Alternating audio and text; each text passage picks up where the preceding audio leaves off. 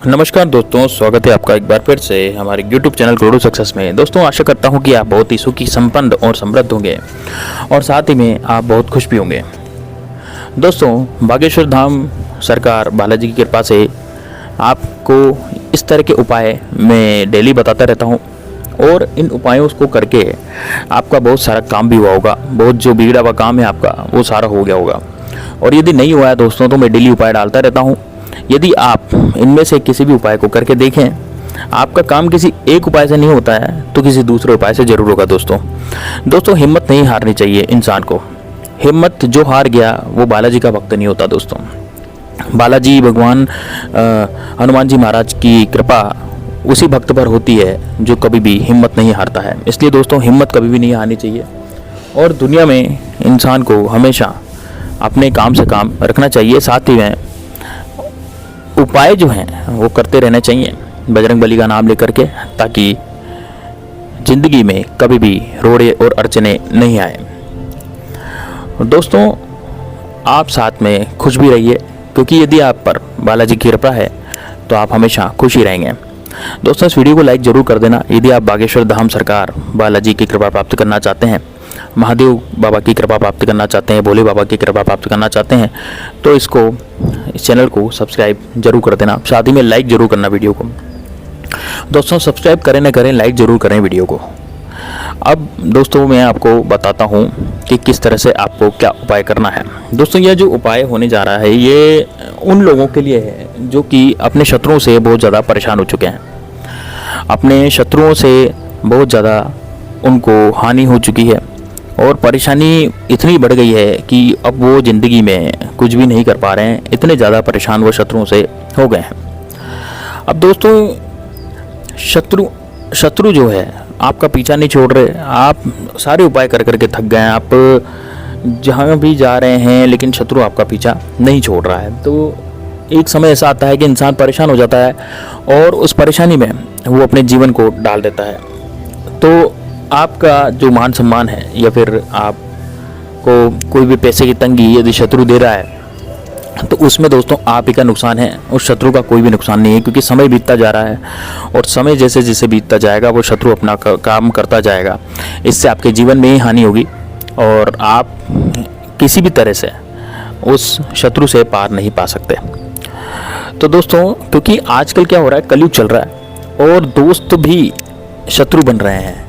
आजकल भाई भी शत्रु बन रहे हैं। आजकल कोई भी शत्रु बन रहा है। दोस्तों, पड़ोसी जो होते हैं वो भी शत्रु बन रहे हैं। अब क्या करें, क्या किया जाए, इसके लिए क्या उपाय किया जाए, तो वही उपाय मैं आज आपको बताने जा रहा हूँ। अब दोस्तों, ये जो उपाय होने जा रहा है ना, ये उन लोगों के लिए है जिनके गुप्त शत्रु हैं और उन लोगों के लिए भी है जिनके प्रत्यक्ष शत्रु होने जा रहे हैं। जैसे मान लीजिए कि आपका कोई शत्रु है, वो गुप्त है या फिर प्रत्यक्ष है, किसी भी तरह का कोई भी शत्रु हो, तो उस तरह का उपाय जो होने जा रहा है ना, अब वो कोई भी हो सकता है। दोस्तों, जैसे गुप्त शत्रु क्या होते हैं मैं आपको बताता हूँ। गुप्त शत्रु वो होते हैं जो आपके सामने नहीं आते, मतलब आपके पीछे से वार करेंगे, पीठ पीछे वार करेंगे। आपके सामने नहीं आते का मतलब क्या हुआ? आपके सामने नहीं आते का मतलब ये नहीं हुआ कि आपके सामने, आंखों के सामने नहीं आएंगे। उसका मतलब ये हुआ कि हो सकता है वो आपसे मित्रता रखते हो सामने से, लेकिन पीछे से आपके प्रति वैमनस्य का भाव रखते हो, शत्रुता का भाव रखते हो, आपकी उन्नति से जलते हो, ईर्ष्या करते हो। तो इस तरह के जो शत्रु होते हैं वो गुप्त शत्रु होते हैं। उनका नाम हमें पता नहीं लगता, लेकिन जो सामने से शत्रुता करता है, जो सामने से लड़ाई झगड़े करता है, उसका तो हमें पता लग जाता है कि भाई ये वाला शत्रु जो है ये हमारा शत्रु है, घोर शत्रु है। अब दोस्तों, क्या है कि अब ऐसे उपाय जो होते हैं वो कारगर सिद्ध हो जाते हैं शत्रुओं के लिए। और ख़ास करके अब आज का जो उपाय है वो मंगलवार का उपाय होने जा रहा है। मंगलवार के दिन आपको ये उपाय करना है और ये उपाय ऐसा है कि आपके जितने भी शत्रु हैं, चाहे वो प्रत्यक्ष रूप से आपके सामने आ रहा है, चाहे वो अप्रत्यक्ष रूप से आपके सामने आपके पीछे से वार कर रहा है, दोनों तरह के शत्रुओं को ये उपाय खत्म कर देगा और जड़ से मिटा देगा। लेकिन दोस्तों, आपको एक कार्य करना होगा। वो कार्य है कि आपको पूरे विश्वास के साथ इस उपाय को करना होगा। यदि आपने अपने मन में ऐसी भावना रखी कि नहीं, ये उपाय नहीं होते, एक सब बेकार की बातें, फिजूल की बातें, तो दोस्तों फिर ये उपाय कारगर सिद्ध नहीं होगा। क्योंकि दोस्तों क्या होता है कि जैसे हम भगवान जी को पूछते हैं तो एक पत्थर की मूर्ति होती है, अब हम उनको मानेंगे तो भगवान है, नहीं मानेंगे तो केवल पत्थर है। तो आप पे डिपेंड करता है कि आप भगवान जी को क्या मानते हैं। आप यदि पत्थर मानते हैं तो फिर आपका कार्य नहीं होगा।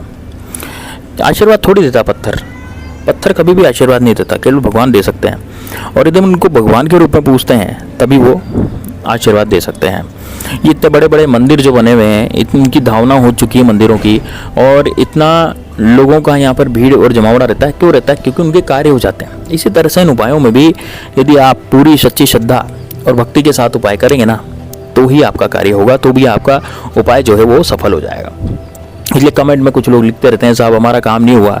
तो देखिए ऐसा है कि आप पूरी श्रद्धा भाव से तो चैनल को सुनिए, इस वीडियो को सुनिए पूरी श्रद्धा भाव से। इसमें कोई भी ऐसा मन में नहीं लाइए कि ये जो है कार्य नहीं होगा और ये ऐसा ही है, ठीक है ना दोस्तों। तो पूरा सच्ची श्रद्धा से।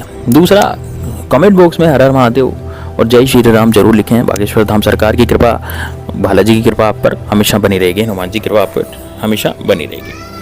अब ये आपको उपाय क्या करना है, जल्दी से शुरू करते हैं। तो दोस्तों आपको करना क्या है कि आप जूते मोजे पहनते हैं ना, तो आपको एक तो कागज़ लेना है। अब एक कागज़ जैसा लेना है जिस पर कोई लाइन नहीं हो, उस पर आपको बिना लाइन का कागज़ जो लेना है, चौकड़ी वाला कागज़, यानी चौरस काट लो उसको, यदि 2x2 का काट लो या 3x3 का काट लो या 3 इंच लंबा 3 इंच चौड़ा, ऐसे कागज़ काट लो।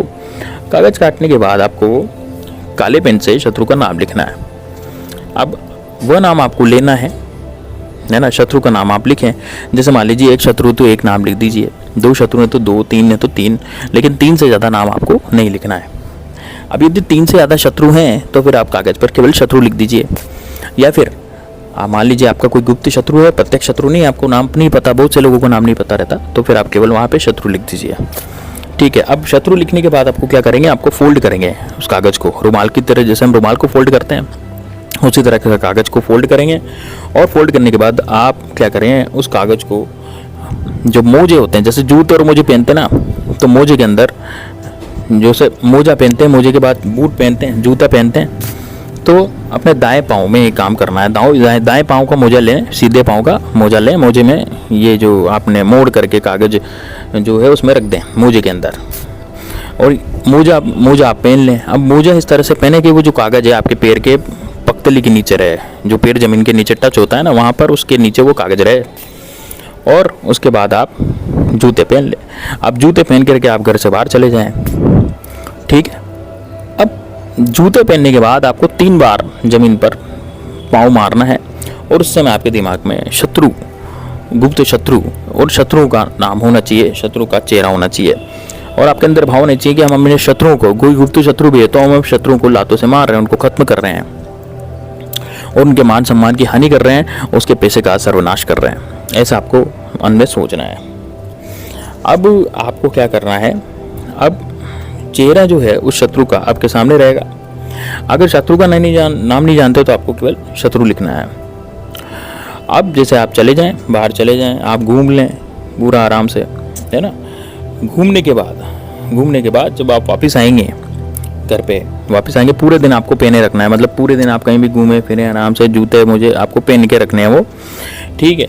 अब पहनने के बाद आप पाँव के नीचे आपके दबा रहना चाहिए कागज़, और पाँव के नीचे दबा रहेगा तो नष्ट होने की स्थिति में आ जाएगा। उस टाइम क्या करें, शाम को कोई गंदा नाला देखें, कोई गटर देखें, या फिर कोई ऐसी जगह देखें जहाँ पर गंदगी हो, है ना, जहाँ पानी हो, गंदा पानी हो, वहाँ पर आप उसको निकालें अपने जूते से। लेकिन आपके घर से दूर होना चाहिए दोस्तों, आपके घर के पास नहीं होना चाहिए, आपके घर से थोड़ा दूर होना चाहिए। आपके घर के पास मत करिएगा इस उपाय को, ठीक है ना। तो आपके घर से लगभग 500 मीटर दूर तो होना ही चाहिए, आधा किलोमीटर दूर, ठीक है। तो अब वहाँ पर किसी गंदे नाली के पास, पानी के पास जाकर के आपको 3 बार फिर ज़मीन पर पाँव मारना है, और वही ध्यान आपके शत्रु को मार रहे हैं, आपका शत्रु चिल्ला रहा है, गिड़गिड़ा रहा है, आपका शत्रु आपसे माफ़ी मांग रहा है, इस तरह के भाव आपके मन में होने चाहिए। और अब आपको कागज़ को पूरा निकाल लेना है, निकाल करके आपको पानी में, गंदे पानी में आपको उसको छोड़ देना है। यकीन मानिए दोस्तों, यदि आप ऐसे फेंक देंगे, है ना, तो आपका शत्रु किसी लायक नहीं बचेगा। उसकी कंडीशन जो है ना वो ऐसी हो जाएगी कि वो किसी दूसरे पे तो ध्यान ही नहीं दे पाएगा, वो अपनी खुद की देखेगा, वो खुद की नहीं संभाल पा रहा तो दूसरे की क्या संभालेगा। इस तरह की उसकी हालत हो जाएगी। इस तरह से शत्रु जो है पूरी तरह से परेशान हो जाएगा। उसकी जो ज़िंदगी है वो पूरी तरह से बर्बाद हो जाएगी शत्रु की। तो दोस्तों इस तरह से आपको अपने जीवन में करना है और ये कार्य करके आप आराम से अपने जीवन में इस चीज़ को कर लें। यकीन मानिए दोस्तों, काम हुए हैं दोस्तों लोगों के। बहुत से कमेंट मेरे पास आते हैं कि भाई काम हुए गुरुजी हमारे, बहुत अच्छा, आपने बहुत अच्छा किया, उपाय बता करके उनके बहुत अच्छा आनंद हो गया। तो दोस्तों ऐसा नहीं है कि कार्य नहीं होते हैं, कार्य 100% होते हैं। बालाजी की कृपा रहती है तो कार्य 100% होते हैं। लेकिन जिसको आस्था है उसी के कार्य होते हैं, जिसको आस्था नहीं है उसके कार्य कैसे होंगे दोस्तों। ठीक है, तो दोस्तों उम्मीद है आपको ये वीडियो अच्छा लगा। वीडियो लाइक जरूर कर दें दोस्तों, आप बालाजी की कृपा प्राप्त करना चाहते हैं तो। मिलते हैं नेक्स्ट वीडियो में, तब तक के लिए जय श्री राम, जय बागेश्वर धाम।